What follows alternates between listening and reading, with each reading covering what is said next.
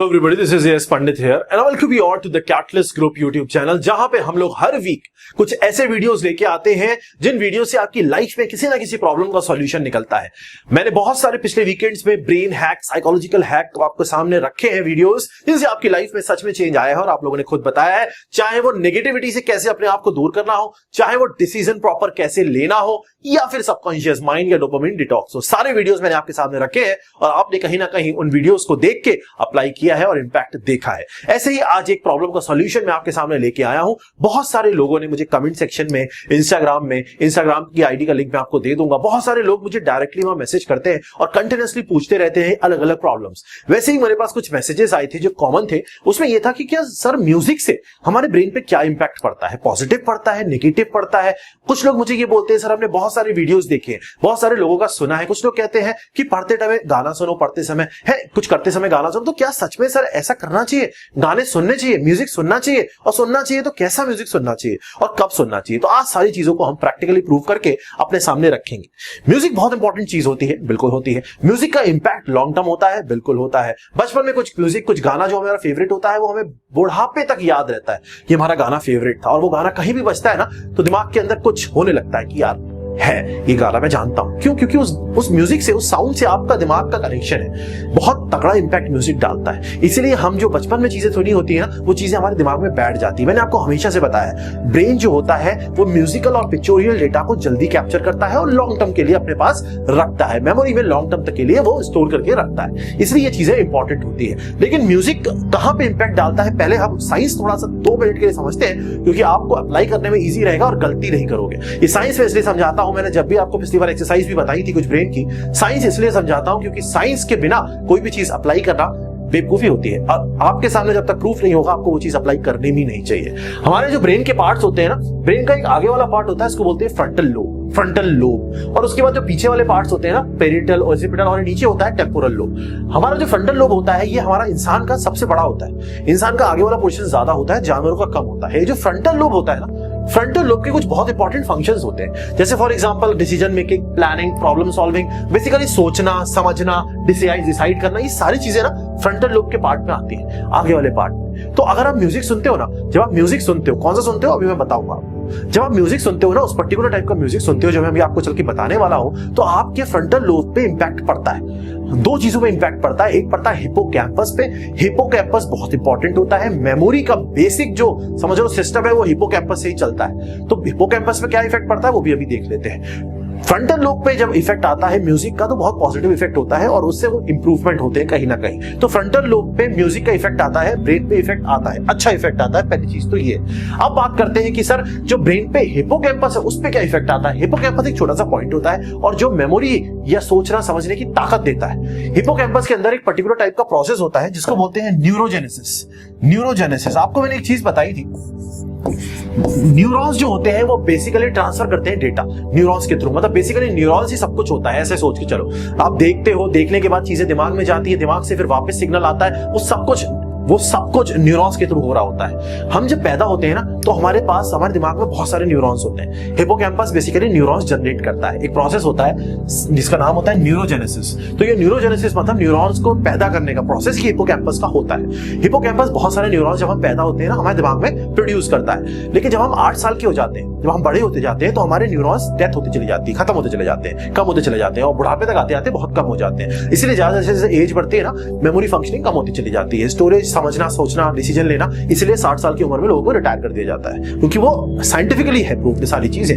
8 इसलिए बोलते हैं कि बच्चों को म्यूजिक जल्दी सीख जाते हैं। जो छोटे बच्चे होते हैं ना, 1 साल से 8 साल के, उनको कुछ भी सिखा सकते हो, बहुत जल्दी कैप्चर करते हैं। उनके न्यूरॉन्स बहुत तगड़े होते हैं, बहुत ज्यादा न्यूरॉन्स होते हैं। 8 साल की एज में जब आप 8 साल के हो जाते हैं, सबसे ज्यादा न्यूरॉन्स की डेथ होती है, सबसे ज्यादा न्यूरॉन्स शेड करता है आपका ब्रेन, छोड़ देता है। लेकिन आपको क्या करना है, आपकी लाइफ स्पैन में न्यूरॉन्स जनरेट होते रहते हैं। अगर आप ज्यादा न्यूरॉन्स जनरेट कर लोगे प्रॉपर तरीके से, तो आपकी जो फंक्शनिंग है ब्रेन की वो बहुत बढ़िया और इंप्रूव्ड रहेगी। आपको आलस नहीं आएगा, आपके सोचने समझने की ताकत बढ़िया रहेगी, डिसीजन मेकिंग अच्छी रहेगी। तो म्यूजिक उस पर इंपैक्ट डालता है। मतलब म्यूजिक जो होता है, अगर आप ढंग का म्यूजिक सुनोगे तो हिपोकैम्पस न्यूरोजेनेसिस का प्रोसेस कंटिन्यू रखेगा बहुत लंबे टाइम तक, और वो न्यूरोजेनेसिस का प्रोसेस कंटिन्यू रहेगा तो न्यूरॉन्स जो है वो पैदा होते रहेंगे, और अगर न्यूरॉन्स पैदा होते रहेंगे ना तो आपकी मेमोरी फंक्शनिंग ऑटोमेटिकली अच्छी रहेगी, एक्टिव रहेगी, बढ़िया रहेगी। इसलिए म्यूजिक सुनना जरूरी होता है। तो म्यूजिक लेकिन सुनना कौन सा है वो भी मैं आपको आज समझा देता हूं। पुराने जमाने में एक म्यूजिशियन हुआ करता था, इसका नाम था मोजार्ट। लोग कहते हैं मोजार्ट म्यूजिक सुनो, मोजार्ट म्यूजिक सुनो, बहुत इंपैक्ट पड़ता है। उस समय तो जब पुराने जमाने का ये टाइम था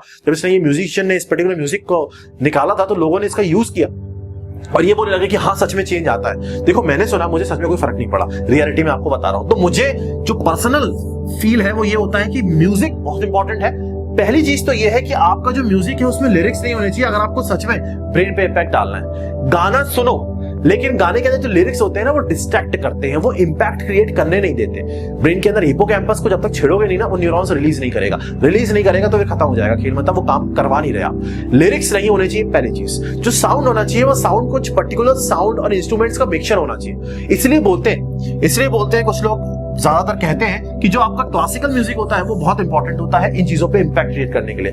मंदिर होती है ना, पूजा वगैरह में जो घंटी वगैरह बजाते हैं, पुराने जमाने में लोग इसको भी रिलेट करते थे कि इस चीज से ना इंपैक्ट क्रिएट होता है। जो साउंड होते हैं ये साउंड्स एक्चुअली सच में इंपैक्ट क्रिएट करते हैं। तो जो क्लासिकल म्यूजिक होता है जिसमें बहुत सारी चीजों का मिक्सचर होता है, कुछ क्लासिकल म्यूजिक मैं आपको इस वीडियो के बीच में अभी सुना दूंगा। कुछ क्लासिकल म्यूजिक ऐसे होते हैं जो सच में इंपैक्ट डालते हैं। तो आपको क्या करना है, आपको रोज सुबह उठते ही सोने से पहले नहीं, सोने वाला म्यूजिक अलग होता है तो आपको इतना डेप्थ उसमें नहीं जाना है। आपको रोज सुबह उठते ही क्या करना है, 2 से 3 मिनट कुछ भी इंस्ट्रूमेंटल म्यूजिक सुन लेना है। जो आपको अच्छा लगता है वो भी सुन सकते हो, जरूरी नहीं है जो मैं बताऊंगा वही सुनना।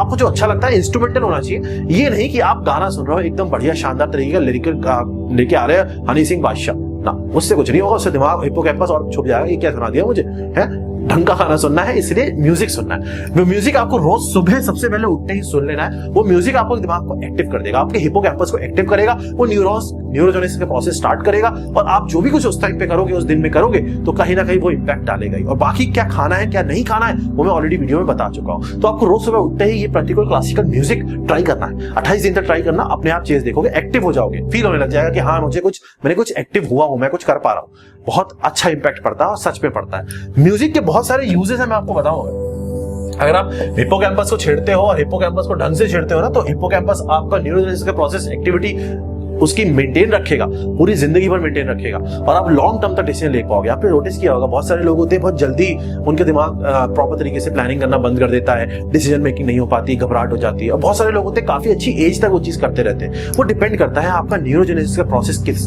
हद तक जाता है, आपको वो लॉन्ग टर्म तक रखना है। और मैंने आपको हमेशा एक चीज बोली है ब्रेन से रिलेटेड, ब्रेन का एक सिंपल हैक है, ब्रेन को आदत डाल दो, दिमाग को आदत डाल दो, फिर वो आदत कभी नहीं जाती है। हमारी ऐसे आदत होती है ना, मैंने हमेशा बताया खाने की एक पर्टिकुलर टाइम पे प्यास लगती है, पानी पीने की, एक्सरसाइज करने की, बहुत सारे लोग करने लगे होंगे एक्सरसाइज मेरे बोलने पे, बिल्कुल करना, एक्सरसाइज बहुत इंपॉर्टेंट होती है। वैसे ही ब्रेन की भी आदत डालते हैं, उस आदत को बोलते हैं कंडीशनिंग। एक बार ब्रेन कंडीशन हो जाता है ना, फिर आप चाह के भी उस चीज को छोड़ नहीं सकते, इम्पॉसिबल हो जाती है वो चीज। मैं आपको सच बता रहा हूँ। म्यूजिक के बहुत सारे चेंजेस हैं, आपका जो परसीव टाइम है वो बढ़िया हो जाता है। परसीव टाइम का मतलब चीजों को देख के एकदम समझ जाते हो।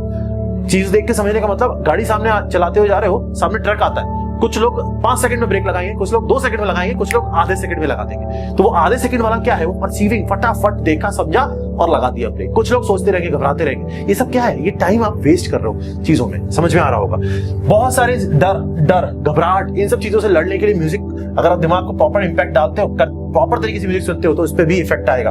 आपकी स्ट्रेंथ, मेंटल स्ट्रेंथ बढ़ाता है, इम्यून सिस्टम बढ़ाता है, ब्रेन डैमेज से आपको बचाता है और पुरानी जो खराब मेमोरीज है जल्दी आप उनको शेड कर सकते हो। तो बेसिकली म्यूजिक का इंपैक्ट अच्छा है। अब क्वेश्चन ये आता है कि सर पढ़ाई करते थे म्यूजिक सुनना है करना? बिल्कुल नहीं सुनना। पढ़ाई करते टाइम पढ़ाई करनी है, जो काम कर रहे हो उस टाइम पे वही करना है, बेटर यही होता है। अगर आपको म्यूजिक सुनना है, आपको ब्रेन का इफेक्ट डालना है, तो इट्स बेटर कि you should do it in the morning. Early morning उठो, सबसे पहले अपना म्यूजिक 2 मिनट के लिए 3 मिनट के लिए क्लासिकल बढ़िया सा शानदार, या आपको जो अच्छा लगता है इंस्ट्रूमेंटल सुन लो। इंस्ट्रूमेंटल ऐसा नहीं कि सो जाओ दोबारा नींद आ जाए, या इतना शानदार म्यूजिक एकदम फिर मैं नींद में चला गया, ऐसे नहीं। सोने वाला म्यूजिक नहीं, क्लासिकल मतलब उसमें बजते हैं, घंटे बजती है। अभी सुना दूंगा इस वीडियो के बाद, 2 सेकंड का वीडियो बजा दूंगा, सुन लेना उसको।